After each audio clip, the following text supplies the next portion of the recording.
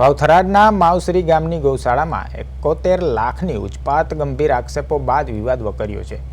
ભાજપના નેતા અને મહિલા સરપંચના પતિ પ્રકાશ વ્યાસે 33 લાખ રૂપિયા જમા કરાવવાનો વાયદો કર્યો હતો, પરંતુ રકમ ન મળતા ગૌશાળાની હાલત અત્યંત દયનીય બની છે।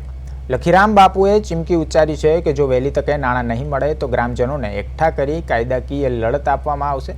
ઘાસચારાના અભાવે ગાયોની સ્થિતિ કફોડી થતા સ્થાનિકોમાં ભારે રોષ જોવા મળી રહ્યો છે।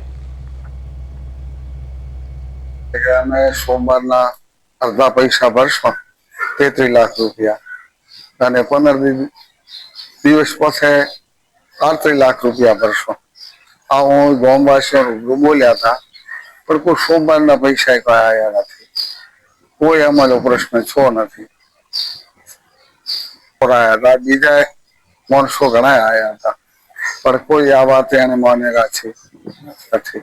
અને આ ગૌશાળા નિમિત્તે જે આ ચર્ચા અને મીડિયાના માધ્યમથી જે કોઈ વાત હેડી રહી છે, એમાં બાપજીને પૈસા આલવાની વાત અમે સાંભળી હતી કે અડધા પૈસા આ આલો, અડધા પાછળ આલો, એમાં એ લોકો અમે ભાળ્યું નથી। છતાંય પૈસા આલે, પૈસા ના આલે તો કમિટીની જે રચના કરે, પહેલી કમિટી રચી અને કમિટી રચ્યા પછી નવું કામ કોઈ પણ કરે અને આ મંદિરની ગાયો જે તે છે એની કાર લટુટે એવી મારી મોગ છે। અંદર ગાયના બાપડી સેવાનું બીજું દોણ બોણ બધું ઘટે છે, લાવવાનું છે। પછી આમાં કોઈ સંભાળ લેતો નથી।